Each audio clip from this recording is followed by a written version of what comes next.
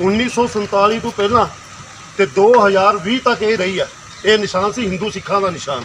ਉਦੋਂ ਨਾਲ ਉਦੋਂ ਤੇ ਆਹ ਦੇਖੋ ਜੀ, ਉਸ ਤੋਂ ਬਾਅਦ 2021 ਚ ਈਦ ਵਾਲੇ ਦਿਨ 6:28 ਤੇ ਇਹਨਾਂ ਨੇ ਗ੍ਰੈਂਡਰ ਨਾਲ ਵੱਢ ਕੇ ਆਹ ਲਾਇਆ ਜੀ ਆਪਦਾ ਚਾਂਦ ਦਾ ਨਿਸ਼ਾਨ।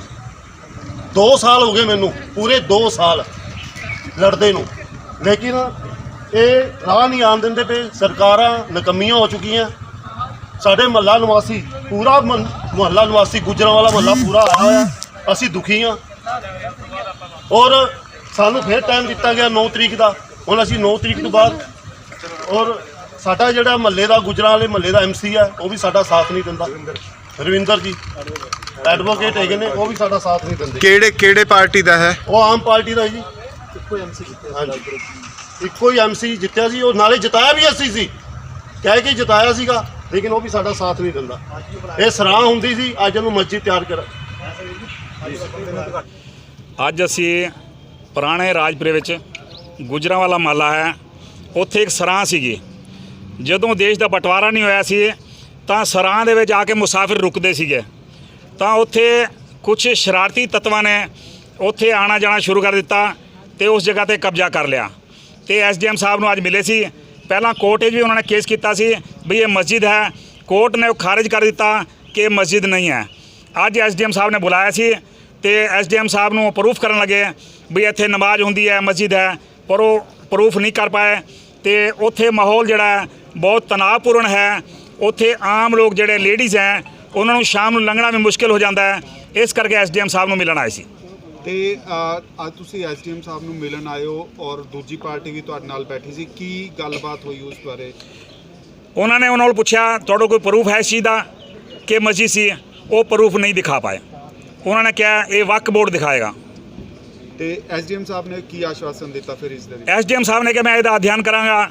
ਅਧਿਐਨ ਕਰਕੇ 9 ਮਈ ਦਾ ਟਾਈਮ ਦਿੱਤਾ ਹੈ ਉਹਨਾਂ ਨੇ ਕਿ 9 ਮਈ ਨੂੰ ਦੁਬਾਰਾ ਬੈਠਾਂਗੇ ਤੇ ਸ਼ਾਮ ਨੂੰ 4 ਵਜੇ, ਤਾਂ ਉਸ ਤੋਂ ਬਾਅਦ ਨਿਰਣੇ ਹੋਏਗਾ। ਤੁਸੀਂ ਆਪਣੇ ਵੱਲੋਂ ਕੀ ਪੱਖ ਰੱਖਿਆ, ਮਤਲਬ ਪ੍ਰੂਫ ਦਿਓ? ਅਸੀਂ ਵਕੀਲ ਸਾਹਿਬ ਸਾਡੇ ਨਾਲ ਖੜੇ ਨੇ, ਪ੍ਰੂਫ ਦਿੱਤਾ। ਕੋਰਟ ਉਹਨਾਂ ਨੇ ਕੇਸ ਕੀਤਾ, ਉਹ ਕੋਰਟ ਨੇ ਕੇਸ ਖਾਰਿਜ ਕਰ ਦਿੱਤਾ ਵੀ ਇਹ ਮਸਜਿਦ ਨਹੀਂ ਹੈ। ਉਸ ਤੋਂ ਬਾਅਦ ਹੁਣ ਸਰਕਾਰ ਦੀ ਹੈ। ਹੁਣ ਸਰਕਾਰ ਜਿਹੜੀ ਹੈ, ਅੱਜ ਕੱਲ੍ਹ ਸਾਰਿਆਂ ਨੂੰ ਪਤਾ ਹੈ ਵੀ ਜਿਹੜੇ ਰਾਜਨੀਤੀ ਬੰਦੇ ਹੁੰਦੇ ਨੇ ਉਹ ਕਿਸ ਤਰ੍ਹਾਂ ਦੀਆਂ ਗੱਲਾਂ ਕਰਦੇ ਨੇ। ਸਾਡੇ ਸ਼ਹਿਰ ਦਾ ਬਹੁਤ ਸ਼ਾਂਤੀ ਪ੍ਰਿਆ ਮਾਹੌਲ ਸੀਗਾ। ਇਸ ਸ਼ਹਿਰ ਨੂੰ, ਮਾਹੌਲ ਨੂੰ ਵਿਗਾੜਨ ਦੀ ਕੁਝ ਸ਼ਰਾਰਤੀ ਬੰਦੇ ਕੋਸ਼ਿਸ਼ ਕਰ ਰਹੇ ਨੇ। ਪਰ ਅਸੀਂ ਸਾਰੇ, ਚਾਹੇ ਕੋਈ ਹਿੰਦੂ ਹੈ, ਸਿੱਖ ਹੈ, ਮੁਸਲਮਾਨ ਹੈ ਜਾਂ ਈਸਾਈ ਹੈ, ਉਹ ਸਾਰੇ ਭਰਾਵਾਂ ਵਾਂਗ ਰਹਿੰਦੇ ਨੇ, ਆਪਸੀ ਭਾਈਚਾਰੇ ਵਾਂਗ ਰਹਿੰਦੇ ਨੇ। ਪਰ ਉਸ ਮੁਹੱਲੇ ਦੇ ਅੰਦਰ ਮਾਹੌਲ ਖਰਾਬ ਕੀਤਾ ਜਾ ਰਿਹਾ। ਤੇ ਮੈਂ ਸਰਕਾਰ ਨੂੰ ਵੀ ਅਪੀਲ ਕਰਾਂਗਾ ਕਿ ਉੱਥੋਂ ਜਿਨ੍ਹਾਂ ਨੇ ਕਬਜ਼ਾ ਕੀਤਾ ਹੋਇਆ ਹੈ ਉਹ ਕਬਜ਼ਾ ਹਟਾਇਆ ਜਾਵੇ ਤੇ ਸਾਡੇ ਸ਼ਹਿਰ ਦੇ ਵਿੱਚ ਸ਼ਾਂਤੀ ਦਾ ਮਾਹੌਲ ਰਹੇ। ਤੇ ਇਸ ਬਾਰੇ ਕੋਈ ਆਪਣਾ ਨਵੇਂ ਬਣੇ ਜੋ MLA ਹੈ ਮੈਡਮ ਨੀਨਾ ਮਿੱਤਲ, ਉਹਨਾਂ ਨੂੰ ਵੀ ਕੋਈ ਸੰਗਿਆਨ ਵਿੱਚ ਲਿਆਂਦੀ ਗਈ ਹੈ ਇਹ ਵਾਲੀ ਗੱਲ? ਉਹਨਾਂ ਨੂੰ ਮਿਲਣ ਦੀ ਕੋਸ਼ਿਸ਼ ਕੀਤੀ ਗਈ ਪਰ ਉਹ ਮਿਲੇ ਨਹੀਂ। ਜਿਹੜਾ ਇਹ ਮਸਲਾ ਬਹੁਤ ਪੁਰਾਣਾ ਚੱਲ ਰਿਹਾ। ਜਦੋਂ ਦੇਸ਼ ਆਜ਼ਾਦ ਹੋਇਆ, ਇੱਥੇ ਜਿਹੜੇ ਲੋਕ ਰਹਿ ਰਹੇ ਸੀ ਉਹਨਾਂ ਨੂੰ 25-30 ਸਾਲਾਂ ਬਾਅਦ ਆ ਕੇ ਇਹਨਾਂ ਨੇ ਡਰਾਣਾ ਧਮਕਾਉਣਾ ਸ਼ੁਰੂ ਕਰ ਦਿੱਤਾ ਤੇ ਉਹਨਾਂ ਨੂੰ ਡਰਾ ਧਮਕਾ ਕੇ ਉਹਨਾਂ ਨੂੰ ਉੱਥੋਂ ਕੋਈ ਥੋੜ੍ਹੇ ਬਹੁਤੇ ਪੈਸੇ ਦਾ ਲਾਲਚ ਦੇ ਕੇ ਉਹਨਾਂ ਨੂੰ ਕੱਢ ਕੇ ਇਹਨਾਂ ਨੇ ਉਸ ਨੂੰ ਮਸਜਿਦ ਬਣਾਉਣ ਦੀ ਕੋਸ਼ਿਸ਼ ਕਰ ਰਹੇ ਹੈ। ਜਦੋਂ ਕਿ ਸਾਡੇ ਕੋਲ ਰਿਕਾਰਡ ਹੈ ਜੋ ਇਹਦੀ ਪਹਿਲਾਂ ਪੋਜੀਸ਼ਨ ਸੀ, ਉਹਦੇ ਨਾਲ ਹੀ ਦੁੱਧਾਧਾਰੀ ਗੁਰਦੁਆਰਾ, ਜੋ ਦੁੱਧਾਧਾਰੀ ਗੁਰਦੁਆਰੇ 'ਤੇ ਨਿਸ਼ਾਨ ਲੱਗਿਆ ਹੋਇਆ। ਅੱਜ ਵੀ ਜਿਹੜੀ ਪੁਰਾਣੀ ਇਹ ਸਰਾਏ ਸੀ ਇਹਦੇ ਉੱਤੇ ਉਹੀ ਨਿਸ਼ਾਨ ਹੈ। ਸਰਾਏ ਨੂੰ ਮਸਜਿਦ ਬਣਾਉਣਾ ਚਾਹ ਰਹੇ ਹਾਂ। ਜਦੋਂ ਕਾਨੂੰਨਨ ਕੋਈ ਵੀ ਧਾਰਮਿਕ ਸਥਾਨ ਨੇੜੇ ਤੇੜੇ ਦੇ ਲੋਕਾਂ ਦੀ ਇਜਾਜ਼ਤ ਤੋਂ ਬਿਨਾਂ ਨਹੀਂ ਬਣ ਸਕਦਾ, ਉਹਨਾਂ ਦੀ ਇਜਾਜ਼ਤ ਜ਼ਰੂਰੀ ਹੈ, ਉਹਨਾਂ ਦੀ ਸਹਿਮਤੀ ਜ਼ਰੂਰੀ ਹੈ। ਇਹ ਜਾਣਬੁੱਝ ਕੇ ਸ਼ਹਿਰ ਦਾ ਮਾਹੌਲ ਖਰਾਬ ਕਰਨਾ ਚਾਹ ਰਹੇ ਹੈ। ਪਰ ਅਸੀਂ ਵੀ ਬਹੁਤ ਦੇਰ ਹੋ ਗਈ ਇੱਥੇ ਚੱਕਰ ਲਾਉਂਦੇ ਹੋਏ।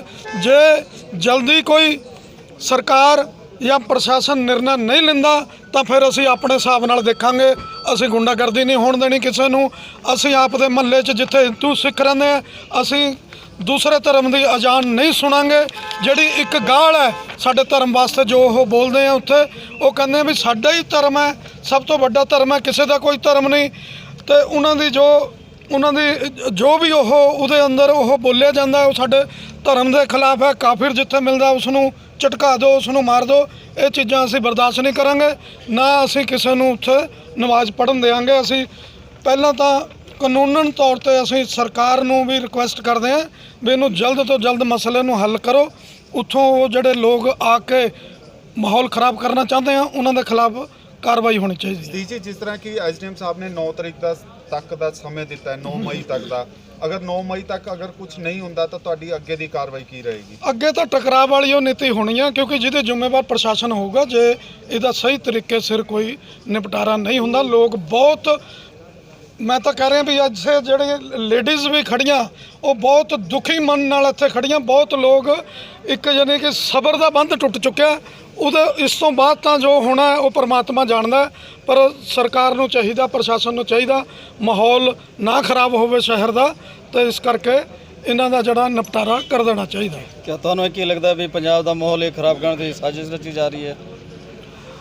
ਸਾਜ਼ਿਸ਼ ਤਾਂ ਹੈ। ਤੁਸੀਂ ਦੇਖੋ ਸ਼ਹਿਰ ਨੂੰ ਬੰਦਕ ਬਣਾਉਣ ਦੀ ਕੋਸ਼ਿਸ਼ ਕਰੀ ਜਾ ਰਹੀ ਹੈ। ਸ਼ਹਿਰ ਦੇ ਅੰਦਰ ਇੰਨੀਆਂ ਕੁ ਪ੍ਰਾਪਰਟੀਆਂ ਖਰੀਦੀਆਂ ਜਾ ਰਹੀਆਂ, ਤੁਸੀਂ ਹੈਰਾਨ ਹੋ ਜਾਓਗੇ। ਜਿਹੜੀ ਦੁਕਾਨ ਦਾ ਕਿਰਾਇਆ ਕੋਈ 2000 ਰੁਪਈਆ ਨਹੀਂ ਭਰ ਸਕਦਾ, ਉਹਦਾ 20-20 ਰੁਪਈਆ ਕਿਰਾਏ ਤੇ ਲੈ ਕੇ ਜਿਹੜੀ ਪ੍ਰਾਪਰਟੀ ਮੇਰੇ ਹਿਸਾਬ ਨਾਲ 3-4 ਲੱਖ ਦੀ 10 ਲੱਖ ਦੀ ਹੋਣੀ ਆ, ਉਹਨੂੰ 2-2 ਕਰੋੜ 'ਚ ਖਰੀਦਿਆ ਜਾ ਰਿਹਾ ਹੈ। ਬਹੁਤ ਵੱਡੀ ਸਾਜ਼ਿਸ਼ ਹੈ। ਬਾਹਰੋਂ ਪੈਸਾ ਆ ਰਿਹਾ ਤੇ ਇੱਥੇ ਜਿਹਾਦੀ ਆ ਕੇ ਬਸ ਰਹੇ ਆ। ਕਿਸੇ ਦੀ ਕੋਈ ਆਇਡੈਂਟੀਫਿਕੇਸ਼ਨ ਨਹੀਂ ਹੈ, ਨਾ ਪੁਲਿਸ ਉਹਨਾਂ ਦੀ ਆਇਡੈਂਟੀਫਿਕੇਸ਼ਨ ਕਰਕੇ ਰਾਜੀ ਹੈ ਕਿੱਥੋਂ ਪੈਸਾ ਆ ਰਿਹਾ, ਕਿੱਥੋਂ ਕੀ ਆ ਰਿਹਾ। ਤੁਸੀਂ ਦੇਖਿਆ ਹੋਣਾ ਬਾਜ਼ਾਰ ਦੇ ਅੰਦਰ ਜਿੰਨੇ ਵੀ ਸਾਡੇ ਧਾਰਮਿਕ ਸਥਾਨ ਹੈ ਉਹਨਾਂ ਦੇ ਸਾਹਮਣੇ ਮੀਟ ਦੇ ਪਤੀਲੇ ਲੈ ਕੇ ਬੈਠ ਗਏ ਆ, ਚਾਹੇ ਉਹ ਮੰਦਿਰ ਹੈ ਚਾਹੇ ਗੁਰਦੁਆਰਾ ਸਾਹਿਬ ਹੈ। ਸ਼ਹਿਰ ਦਾ ਮਾਹੌਲ ਖਰਾਬ ਕਰਨ ਦੀ ਇਹ ਬਿਲਕੁਲ ਕੋਸ਼ਿਸ਼ ਕਰ ਰਹੇ। ਮੈਂ ਇੱਕ ਵਾਰੀ ਕਹਿਣਾ ਚਾਹੁੰਦਾ, ਜੇ ਸਰਕਾਰ ਨੇ ਜਲਦੀ ਇਸ 'ਤੇ ਕੋਈ ਕਾਰਵਾਈ ਨਾ ਕਰੀ ਤਾਂ ਸ਼ਹਿਰ ਦਾ ਮਾਹੌਲ ਖਰਾਬ ਹੋਊਗਾ, ਜਿਹਦੇ ਜ਼ਿੰਮੇਵਾਰ ਪ੍ਰਸ਼ਾਸਨ ਹੋਊਗਾ। ਮੇਰਾ ਨਾਮ ਰਜਿੰਦਰ ਕੁਮਾਰ ਨੂਰੀ ਹੈ ਜੀ। ਅਸੀਂ ਮੁਹੱਲੇ ਵਾਲਿਆਂ ਦੀ ਤਰਫ ਤੋਂ ਰਿਪਰੈਜ਼ੈਂਟੇਸ਼ਨ ਜਿਹੜੀ ਹੈ ਐਸਡੀਐਮ ਸਾਹਿਬ ਨੂੰ ਕਾਫੀ ਦੇਰ ਪਹਿਲਾਂ ਤੋਂ ਦਿੱਤੀ ਹੋਈ ਸੀਗੀ, ਜਿਸ ਬਾਰੇ ਉਹਨਾਂ ਨੇ ਸਾਨੂੰ ਅੱਜ ਸਾਰੇ ਮੁਹੱਲਾ ਨਿਵਾਸੀਆਂ ਨੂੰ ਬੁਲਾਇਆ ਸੀਗਾ। ਤੇ ਬੁਲਾਉਣ ਤੋਂ ਬਾਅਦ ਉਹਨਾਂ ਨੇ ਜੋ ਵੀ ਸਾਡੇ ਤੋਂ ਕਾਨੂੰਨੀ ਜੋ ਵੀ ਸੀਗੀ ਗੱਲਬਾਤ ਕੀਤੀ ਤੇ ਉਸ ਦੇ ਮੰਤਵ ਦੇ ਵਿੱਚ ਉਹਦੇ ਨਾਲ ਸੰਬੰਧਿਤ ਜਿਹੜੇ ਸੀਗੇ ਡਾਕੂਮੈਂਟਸ ਵੀ ਐਸਡੀਐਮ ਸਾਹਿਬ ਨੂੰ ਪੇਸ਼ ਕਰਤੇ, ਕਿਉਂਕਿ ਇਹ ਪਹਿਲਾਂ ਵੀ ਇਹਨਾਂ ਨੇ ਜਿਹੜਾ ਹੈ 2014 ਦੇ ਵਿੱਚ ਵੀ ਇਸ ਤਰ੍ਹਾਂ ਦੀ ਹੀ ਉੱਥੇ ਜਾ ਕੇ ਇੰਟਰਫੇਰੈਂਸ ਕਰਨ ਦੀ ਕੋਸ਼ਿਸ਼ ਕੀਤੀ ਸੀ। ਤਾਂ ਮੁਹੱਲਾ ਵਾਸੀਆਂ ਨੇ ਜਿਹੜਾ ਹੈ 2014 ਦੇ ਵਿੱਚ ਵੀ ਇੱਕ ਦਾਅਵਾ ਪਾਇਆ ਸੀ ਇਹਨਾਂ ਦੇ ਖਿਲਾਫ ਕਿ ਜਿਹੜਾ ਹੈ ਉੱਥੇ ਗਲਤ ਤੇ ਗੈਰ ਕਾਨੂੰਨੀ ਤਰੀਕੇ ਨਾਲ ਕਬਜ਼ਾ ਕਰਕੇ ਜਿਹੜਾ ਹੈ ਇਹ ਸਰਾਏ ਜਿਹੜੀ ਹੈਗੀ ਆ ਪੁਰਾਣੀ ਬਣੀ ਹੋਈ, ਇਹਨੂੰ ਕਬਜ਼ਾ ਕਰਨ ਦੀ ਕੋਸ਼ਿਸ਼ ਕਰ ਰਹੇ ਸੀ ਤੇ ਮਸਜਿਦ ਦੇ ਰੂਪ ਵਿੱਚ ਬਦਲਣ ਦੀ ਕੋਸ਼ਿਸ਼ ਕਰ ਰਹੇ ਸੀ। ਤਾਂ ਜਿਹੜਾ ਇਹ ਕੇਸ ਸੀਗਾ ਇਹਨਾਂ ਦਾ ਜਿਹੜਾ ਹੈ ਸ਼੍ਰੀ ਅਮਿਤ ਬਖਸ਼ੀ ਜੀ ਨੇ ਖਾਰਜ ਕਰਤਾ ਸੀਗਾ ਤੇ ਉਸ 'ਚ ਇਹ ਵੀ ਕਲੀਅਰ ਕਰਤਾ ਸੀਗਾ ਕਿ ਇਹ ਜਿਹੜੀ ਜਗ੍ਹਾ ਹੈਗੀ ਹੈ ਸਰਾਏ ਜਿਹੜੀ ਹੈਗੀ ਹੈ ਇਹਦਾ ਵਕਫ ਬੋਰਡ ਨਾਲ ਕੋਈ ਲੈਣਾ ਦੇਣਾ ਨਹੀਂ ਹੈ। ਤੇ ਉਹਨਾਂ ਨੂੰ ਜਿਹੜਾ ਕਬਜ਼ੇ ਦਾ ਇਹਨਾਂ ਨੇ ਮੰਗਿਆ ਸੀ ਸਾਨੂੰ ਕਬਜ਼ਾ ਦਿਵਾਇਆ ਜਾਵੇ, ਉਹ ਕਬਜ਼ੇ ਦਾ ਵੀ ਇਹਨਾਂ ਦਾ ਜਿਹੜਾ ਰਿਲੀਫ ਸੀਗਾ ਕੋਰਟ ਨੇ ਖਾਰਜ ਕਰ ਦਿੱਤਾ ਸੀਗਾ, ਜਿਸ ਦੇ ਰਿਗਾਰਡਿੰਗ ਵਕਫ ਬੋਰਡ ਨੇ ਅੱਜ ਤੱਕ ਨਾ ਤਾਂ ਕੋਈ ਅਪੀਲ ਪਾਈ ਨਾ ਹੀ ਕੋਈ ਅੱਗੇ ਕੋਈ ਦਲੀਲ ਕੀਤੀ। ਤੇ ਹੁਣ ਜਿਹੜਾ ਹੈਗਾ ਕਿ ਉੱਥੇ ਜਿਹੜੇ ਕੋਈ ਬੰਦੇ ਬੈਠੇ ਸੀਗੇ ਉਹਨਾਂ ਨੂੰ ਇਲੀਗਲ ਤਰੀਕੇ ਨਾਲ ਜਾਂ ਕੋਈ ਵੀ ਕਾਗਜ਼ ਕੋਈ ਰਾਈਟਿੰਗ ਲਿਖ ਕੇ ਜਿਹੜਾ ਹੈ ਉੱਥੇ ਇਹ ਗੈਰ ਕਾਨੂੰਨੀ ਤਰੀਕੇ ਨਾਲ ਤੇ ਜਿਹੜਾ ਐਂਟਰ ਕਰਕੇ ਹੁਣ ਇਸ ਨੂੰ ਕਨਵਰਟ ਕਰਨ ਦੀ ਕੋਸ਼ਿਸ਼ ਕਰ ਰਹੇ ਹਾਂ, ਜਿਸ ਦੇ ਰਿਗਾਰਡਿੰਗ ਮੈਂ ਇੱਕ ਜਿਹੜਾ ਹੈਗਾ ਐਸਡੀਐਮ ਸਾਹਿਬ ਨੂੰ ਇੱਕ ਐਕਟ ਬਣਾਇਆ ਹੋਇਆ place of worship special provision act 1991 ਹੈਗਾ, ਜਿਹਦੇ ਵਿੱਚ ਸਪੈਸੀਫਿਕ ਜਿਹੜਾ ਹੈਗਾ ਸਬ ਕਲੌਜ਼ ਇੱਕ ਜਿਹੜੀ ਹੈ ਸੈਕਸ਼ਨ 3 ਦੀ ਸਬ ਕਲੌਜ਼ 1 ਹੈਗੀ, ਉਹਦੇ ਵਿੱਚ ਲਿਖਿਆ ਹੋਇਆ ਹੈ any place of worship refer to in the said subsection ਵਿਚ is an ancient historical monument or an archaeologist site or remains covered by the ancient monuments and archaeology sites and remain act. ਵੀ ਜਿਹੜੇ ਵੀ ਪੁਰਾਣੀਆਂ ਕੋਈ ਪ੍ਰਾਚੀਨ ਇਮਾਰਤਾਂ ਜਿਹੜਾ ਕਿ ਤੁਸੀਂ ਫੋਟੋ ਦੇ ਵਿੱਚ ਦੇਖਿਆ ਕਿ ਪਹਿਲਾਂ ਉਹ ਸਰਾਏ ਸੀਗੀ ਉਸ ਨੂੰ ਕਿਸ ਤਰ੍ਹਾਂ ਕਨਵਰਟ ਕਰਿਆ ਗਿਆ ਹੈ। ਔਰ ਇਸ ਦੇ ਵਿੱਚ ਜਿਹੜਾ ਹੈਗਾ ਪਨਿਸ਼ਮੈਂਟ ਦਾ ਵੀ ਪ੍ਰਵਧਾਨ ਹੈਗਾ ਇਸ ਪ੍ਰੋਵੀਜ਼ਨ ਦੇ ਵਿੱਚ ਕਿ ਜੇ ਕੋਈ ਬੰਦਾ ਪ੍ਰਾਚੀਨ ਜਿਹੜੀ ਹੈ ਕਿ ਕੋਈ ਜਗ੍ਹਾ ਹੈਗੀ ਆ ਕੁਛ ਹੈਗੀ ਹੈ, ਇਹ ਤੁਸੀਂ ਦੇਖ ਰਹੇ ਹੋ ਪੁਰਾਣੀ ਇਸ ਤਰ੍ਹਾਂ ਦੀ ਸੀਗੀ, ਹੁਣ ਇਹਨੂੰ ਕਨਵਰਟ ਕਰਕੇ ਇਸ ਤਰ੍ਹਾਂ ਔਰ ਬਾਕੀ ਚੀਜ਼ਾਂ ਨੂੰ ਵੀ ਜਿਹੜਾ ਹੈਗਾ ਵੀ ਕਨਵਰਟ ਕਰਨ ਦੀ ਕੋਸ਼ਿਸ਼ ਕੀਤੀ ਜਾ ਰਹੀ ਹੈ। ਇਹ ਐਕਟ ਵੀ ਦਿੱਤਾ। ਇਸ ਤੋਂ ਇਲਾਵਾ ਜਿਹੜਾ ਹੈ ਕਿ ਪਹਿਲਾਂ ਵੀ ਆਰਟੀ ਐਕਟ ਦੇ ਤਹਿਤ ਕਮੇਟੀ ਨੂੰ 18/8/2021 ਨੂੰ ਇਹਦਾ ਰਸੀਦ ਨੰਬਰ ਹੈ ਇਹਨੂੰ 6 ਜਾਂ 8 ਮਹੀਨੇ ਹੋ ਗਏ ਨੇ, ਅੱਜ ਤੱਕ ਕਮੇਟੀ ਨੇ ਕੋਈ ਰਿਪਲਾਈ ਨਹੀਂ ਦਿੱਤਾ ਤੇ ਬੰਦੇ ਪਤਾ ਕਰਨ ਗਏ ਸੀ, ਉਹਨਾਂ ਨੂੰ ਇਹ ਵੀ ਨਹੀਂ ਪਤਾ ਕਿ ਜੀ ਕੋਈ ਨੋਟਿਸ ਆਇਆ ਹੋਇਆ ਨਹੀਂ ਆਇਆ ਹੋਇਆ। ਹੁਣ ਮੈਂ ਜਿਹੜਾ ਹੈ ਨਵਾਂ ਨੋਟਿਸ 21/4/2022 ਨੂੰ ਫੇਰ ਬਕਾਇਦਾ ਪੋਸਟਲ ਆਰਡਰ ਲਗਾ ਕੇ ਉਹਨਾਂ ਨੂੰ ਦਿੱਤਾ ਹੈ, ਜਿਹੜਾ 36 ਨੰਬਰ ਤੇ ਜਿਹੜਾ ਹੈ ਉਹਨਾਂ ਨੇ 21/4/2022 ਨੂੰ ਰਿਸੀਵ ਕੀਤਾ ਹੋਇਆ ਹੈ, ਤਾਂ ਕਿ ਅਸੀਂ ਉਹਨਾਂ ਤੋਂ ਇਨਫੋਰਮੇਸ਼ਨ ਲੈ ਸਕੀਏ ਕਿ ਜਿਹੜੀ ਇਹ ਕੰਸਟਰਕਸ਼ਨ ਕਰ ਰਹੇ ਹਨ ਇਲੀਗਲ ਕੰਸਟਰਕਸ਼ਨ ਕਰ ਰਹੇ ਹਨ ਜਾਂ ਰੈਨੋਵੇਸ਼ਨ ਕਰ ਰਹੇ ਹਨ ਕਿਆ ਉਸ ਦੀ ਕਮੇਟੀ ਨੇ ਕੋਈ ਪਰਮਿਸ਼ਨ ਦਿੱਤੀ ਹੈ ਕਿ ਨਹੀਂ ਦਿੱਤੀ। ਲੇਕਿਨ ਇਸ ਦਾ ਵੀ ਹੁਣ ਤੱਕ ਕੋਈ ਰਿਪਲਾਈ ਨਹੀਂ ਆਇਆ। ਬਾਕੀ ਐਸਡੀਐਮ ਸਾਹਿਬ ਨੂੰ ਜੋ ਮਿਲੇ ਸੀਗੇ ਤੇ ਉਹਨਾਂ ਨੇ ਜੋ ਵੀ ਡਾਕੂਮੈਂਟ ਪੇਸ਼ ਕੀਤੇ ਹੈਗੇ ਆ ਕਿ ਵੀ ਇਹ ਵਕਫ ਬੋਰਡ ਦੀ ਜਗ੍ਹਾ ਹੈਗੀ ਹੈ ਜਾਂ ਮਾਲਕੀ ਹੈ, ਉਹ ਆਲਰੇਡੀ ਜਿਹੜਾ ਹੈ ਕੋਰਟ ਦੇ ਵਿੱਚ ਡਾਕੂਮੈਂਟ ਪੇਸ਼ ਕਰ ਚੁੱਕੇ ਨੇ। ਪਹਿਲਾਂ ਕੋਰਟ ਨੇ ਉਹ ਸਾਰੇ ਡਾਕੂਮੈਂਟਸ ਨੂੰ ਡਿਕਲਾਈਨ ਕਰਕੇ ਉਹਨਾਂ ਦਾ ਕੇਸ ਕਬਜ਼ੇ ਦਾ ਖਾਰਜ ਕੀਤਾ ਹੋਇਆ ਹੈ, ਜਿਸ ਦੇ ਰਿਗਾਰਡਿੰਗ ਕਾਪੀ ਪਹਿਲਾਂ ਹੀ ਐਸਡੀਐਮ ਸਾਹਿਬ ਨੂੰ ਦੇ ਦਿੱਤੀ ਗਈ ਹੈ। ਤੇ ਅੱਜ ਐਸਡੀਐਮ ਸਾਹਿਬ ਨੇ ਇਹਨਾਂ ਨੂੰ 9/5/2022 ਦਾ ਟਾਈਮ ਦਿੱਤਾ ਹੈ। ਜਿਹੜੀ ਕਮਿਊਨਿਟੀ ਜਿਨ੍ਹਾਂ ਨੇ ਮਸਜਿਦ ਕਨਵਰਸ਼ਨ ਕਰੀ ਹੈਗੀ ਹੈ ਕਿ ਵੀ ਤੁਸੀਂ ਜੋ ਆਪਣਾ ਲਿਖਤੀ ਤੌਰ 'ਤੇ ਪੱਖ ਦੇਣਾ ਚਾਹੁੰਦੇ ਹੋ ਤਾਂ ਲਿਖ ਕੇ ਦੇ ਦਿਓ। ਕਮੇਟੀ ਨੂੰ ਵੀ ਦੇਖੋ, ਤੁਸੀਂ ਦੇਖੋ 18/8/2021 ਦਾ ਨੋਟਿਸ ਦਿੱਤਾ ਹੋਇਆ ਔਰ ਕੰਪਲੇਂਟਾਂ ਵੀ ਅਸੀਂ ਬਾਰ-ਬਾਰ ਦਿੱਤੀ ਸੀਗੀਆਂ, ਕਿਉਂਕਿ ਜਿਹਦਾ ਆਲਰੇਡੀ ਪਹਿਲਾਂ ਹੈ ਕੋਰਟ ਦਾ ਫੈਸਲਾ ਹੋ ਚੁੱਕਿਆ ਹੈਗਾ ਤੇ ਕੋਰਟ ਦੇ ਫੈਸਲੇ ਤੋਂ ਬਾਅਦ ਇਲੀਗਲ ਕਰ ਰਹੇ ਹੈਗੇ ਆ, ਤਾਂ ਅਸੀਂ ਚਾਹ ਰਹੇ ਸੀ ਕਾਨੂੰਨੀ ਤੌਰ ਤੇ ਹੀ ਜਿਹੜਾ ਹੈ ਅਸੀਂ ਪ੍ਰਸ਼ਾਸਨ ਨੂੰ ਕੰਪਲੇਂਟ ਜਾਂ ਐਪਲੀਕੇਸ਼ਨ ਦੇ ਕੇ ਆਪਣੀ ਕਾਰਵਾਈ ਕਰੀਏ, ਕਿਉਂਕਿ ਜੇ ਕੋਰਟ ਦੇ ਵਿੱਚ ਜਾਵਾਂਗੇ ਤਾਂ ਥੋੜਾ ਜਿਹਾ ਮਾਹੌਲ ਖਰਾਬ ਹੋਣ ਦਾ ਜਿਹੜਾ ਡਰ ਸੀਗਾ। ਇਸ ਕਰਕੇ ਅਸੀਂ ਆਪਣੇ ਤੌਰ ਤੇ ਲਿਖਤੀ ਕੰਪਲੇਂਟਾਂ ਜਿਹੜੀਆਂ ਪਹਿਲਾਂ ਵੀ ਦਿੱਤੀਆਂ ਹੋਈਆਂ, ਇਹ ਕੰਪਲੇਂਟ ਹੁਣ ਦੀ ਨਹੀਂ ਹੈਗੀ, ਇਹ ਪਿਛਲੇ ਸਾਲ ਦੀਆਂ ਜਿਹੜੀਆਂ ਹੈਗੀਆਂ ਪੈਂਡਿੰਗ ਆ ਸਾਡੀਆਂ। ਤੇ ਹੁਣ ਕੀ ਲੱਗਦਾ ਮਾਹੌਲ ਠੀਕ ਹੋਏਗਾ? ਇਹ ਤਾਂ ਦੇਖੋ ਜੀ ਪ੍ਰਸ਼ਾਸਨ ਦੇ ਉੱਪਰ ਡਿਪੈਂਡ ਕਰਦਾ ਹੈ। ਪ੍ਰਸ਼ਾਸਨ ਜੇ ਇਸ ਨੂੰ ਮਤਲਬ ਠੀਕ ਤਰੀਕੇ ਨਾਲ ਕਾਰਵਾਈ ਕਰੇ ਤਾਂ ਇਹ ਮਾਹੌਲ ਨੂੰ ਪ੍ਰਸ਼ਾਸਨ ਦੇ ਹੱਥ ਵਿੱਚ ਹੈ ਕਿ ਉਹ ਠੀਕ ਕਰਵਾ ਸਕਦੀ ਹੈ। ਇਸ ਬਾਰੇ ਦੂਜਾ ਪੱਖ ਕੀ ਕਹਿੰਦਾ ਹੈ? ਇਸ ਬਾਰੇ ਦੂਜਾ ਪਕਸ਼ ਤਾਂ ਇਹੀ ਕਹਿੰਦਾ ਹੈ ਜੋ ਉਸਨੇ ਕੋਰਟ ਵਿੱਚ ਵੀ ਰੱਖਿਆ ਸੀ ਕਿ ਇਹ ਜਗ੍ਹਾ ਜਿਹੜੀ ਹੈ ਇਹ ਮਸਜਿਦ ਹੈ ਜੀ। ਮਸਜਿਦ ਜਿਹੜੀ ਹੈ 1971 ਦੀ ਨੋਟੀਫਿਕੇਸ਼ਨ ਆਈ ਹੋਈ ਹੈ, ਮਸਜਿਦ ਹੈ ਜੀ ਇਹ। ਤੇ ਦੂਜੀ ਗੱਲ ਉਹ ਕਹਿੰਦੇ ਆ ਕਿ ਜੀ ਵਕਫ ਬੋਰਡ ਦੀ ਜਗ੍ਹਾ ਸਿਵਲ ਕੋਰਟ ਦਾ ਫੈਸਲਾ ਆ ਚੁੱਕਿਆ ਹੈਗਾ, ਉਹ ਫੈਸਲਾ ਜਿਹੜਾ ਹੈਗਾ ਅਟਲ ਹੈਗਾ, ਉਹਦੀ ਕੋਈ ਅਪੀਲ ਦਲੀਲ ਨਹੀਂ ਹੋਈ, ਉਹ ਨਾ ਹੀ ਅੱਜ ਤੱਕ ਉਹ ਫੈਸਲਾ ਟੁੱਟਿਆ। ਜੀ ਸਿੰਘ ਮਾਹੀ ਹੈ ਜੀ। ਕਿਹੜੇ ਇਲਾਕੇ ਤੋਂ? ਮੈਂ ਗੁਜਰਾਂਵਾਲੇ ਮੁਹੱਲੇ ਦਾ ਜਨਮ ਹੈ ਜੀ ਮੇਰਾ ਬਚਪਨ ਤੋਂ ਲੈ ਕੇ ਉੱਥੇ ਮੈਂ ਪਲਿਆ ਜੀ।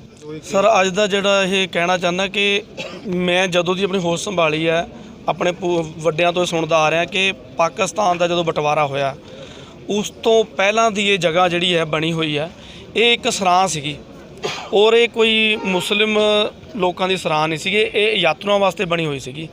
ਤੇ ਜਦੋਂ ਬਟਵਾਰਾ ਹੋਇਆ, ਬਟਵਾਰਾ ਹੋਣ ਤੋਂ ਬਾਅਦ ਇੱਥੇ ਸਾਡੇ ਸਿੱਖ ਪਰਿਵਾਰ ਰਹਿੰਦੇ ਸੀਗੇ ਤੇ ਉੱਥੇ ਹੁਣ ਵੀ ਉਹ ਸਿੱਖ ਪਰਿਵਾਰ ਰਹਿ ਰਹੇ ਆ, ਸਾਡੇ ਭਰਾ ਸਿੱਖ ਰਹਿ ਰਹੇ ਆ ਉੱਥੇ। ਤੇ ਉਹਨਾਂ ਦੇ ਵਿੱਚੋਂ ਕੁਝ ਦੋ ਕੁ ਪਰਿਵਾਰਾਂ ਨੂੰ ਇਹਨਾਂ ਨੇ ਡਰਾ ਧਮਕਾ ਕੇ ਜਾਂ ਵਰਗਲਾ ਕੇ ਕਿਸੇ ਤਰੀਕੇ ਨਾਲ ਉਹ ਜਗ੍ਹਾ ਹਾਸਲ ਕਰ ਲਈ, ਕਬਜ਼ਾ ਕਰ ਲਿਆ ਉਸ ਜਗ੍ਹਾ ਦਾ, ਜਦ ਕਿ ਇਹ ਪਹਿਲਾਂ ਕਾਨੂੰਨੀ ਤੌਰ ਤੇ ਉਸ ਜਗ੍ਹਾ ਦਾ ਕੇਸ ਹਾਰੇ ਹੋਏ ਆ। ਤਾਂ ਮੇਰਾ ਤਾਂ ਇਹੀ ਕਹਿਣਾ ਹੈ ਵੀ ਅੱਜ ਤੱਕ ਦੇਖੋ ਪੂਰੇ ਰਾਜਪੁਰੇ ਦੇ ਵਿੱਚ ਪੁਰਾਣੀਆਂ ਕਈ ਮਸਜਿਦਾਂ ਜਿੱਥੇ ਮੇਰੇ ਭਰਾ ਮੁਸਲਿਮ ਭਰਾ ਜਿੰਨੇ ਵੀ ਆ ਉਹ ਸਾਰੇ ਮਸਜਿਦ ਦੇ ਵਿੱਚ ਜਾ ਕੇ ਨਮਾਜ਼ ਅਦਾ ਕਰਦੇ ਆ। ਤੇ ਅੱਜ ਤੱਕ ਮੇਰੇ ਖਿਆਲ ਨਾਲ ਜਦੋਂ ਤੋਂ ਬਟਵਾਰਾ ਹੈ ਉਦੋਂ ਤੋਂ ਹੁਣ ਤੱਕ ਕਿਸੇ ਵੀ ਰਾਜਪੁਰਾ ਦੀ ਕਿਸੇ ਮਸਜਿਦ ਦੇ ਵਿੱਚ ਕਿਸੇ ਹਿੰਦੂ ਸੰਗਠਨ ਵੱਲੋਂ ਜਾਂ ਕਿਸੇ ਸਿੱਖ ਭਾਈਚਾਰੇ ਵੱਲੋਂ ਕਿਸੇ ਦਾ ਕੋਈ ਵਿਰੋਧ ਨਹੀਂ ਕੀਤਾ ਗਿਆ, ਨਾ ਕਿਸੇ ਨਾਲ ਕੋਈ ਲੜਾਈ ਝਗੜਾ ਕੀਤਾ ਗਿਆ। ਇੱਥੋਂ ਤੱਕ ਕਹਿਣਾ ਕਿ ਮੇਰੇ ਨਾਲ ਕਿੰਨੇ ਮੁਸਲਿਮ ਭਰਾ ਮੇਰੇ ਜਿਹੜੇ ਮੇਰੇ ਨਾਲ ਪੜ੍ਹੇ ਆ, ਵੱਡੇ ਹੋਏ ਆ ਬਚਪਨ ਤੋਂ ਲੈ ਕੇ, ਉਹਨਾਂ ਨੂੰ ਮੈਂ ਜਾਣਦਾ ਕਿ ਉਹ ਸਾਰੇ ਇੱਕ ਜਾਣਦੇ ਨੇ ਕਿ ਅਸੀਂ ਹੁਣ ਤੱਕ ਇਕੱਠੇ ਵਰਤਦੇ ਰਹੇ ਹਾਂ। ਉਹਨਾਂ ਦੇ ਈਦ ਦੇ ਮੌਕਿਆਂ 'ਤੇ ਅਸੀਂ ਉਹਨਾਂ ਨਾਲ ਬਹਿ ਕੇ ਇਕੱਠੇ ਉਹਨਾਂ ਦਾ ਤਿਉਹਾਰ ਵੀ ਸੈਲੀਬ੍ਰੇਟ ਕੀਤਾ, ਕੋਈ ਡਾਊਟ ਨਹੀਂ।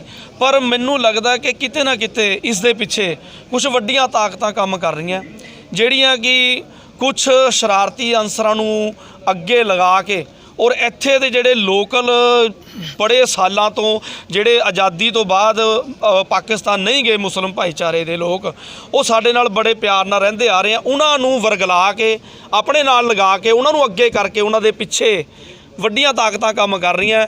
ਤੇ ਮੈਂ ਉਹਨਾਂ ਮੁਸਲਿਮ ਭੈਣ ਭਰਾਵਾਂ ਨੂੰ ਵੀ ਸਾਰਿਆਂ ਨੂੰ ਬੇਨਤੀ ਕਰਦਾ ਕਿ ਸਾਡੇ ਸ਼ਹਿਰ ਦਾ ਮਾਹੌਲ ਸਾਨੂੰ ਖਰਾਬ ਨਹੀਂ ਕਰਨਾ ਚਾਹੀਦਾ। ਉਸ ਮੁਹੱਲੇ ਦੇ ਵਿੱਚ ਕੋਈ ਵੀ ਮੁਸਲਿਮ ਭਰਾ ਦਾ ਕਿਸੇ ਦਾ ਘਰ ਨਹੀਂ ਸੀ ਤੇ ਉਹ ਸਾਰਾ ਜਿਹੜਾ ਮੁਹੱਲਾ ਗੁਜਰਾਂਵਾਲਾ ਹੈਗਾ ਉਹ ਸਾਰਾ ਹੀ ਹਿੰਦੂ ਤੇ ਸਿੱਖ ਪਰਿਵਾਰਾਂ ਦਾ ਉੱਥੇ ਵਸੇਬਾ ਹੈਗਾ ਜਦੋਂ ਤੋਂ ਬਟਵਾਰਾ ਹੋਇਆ।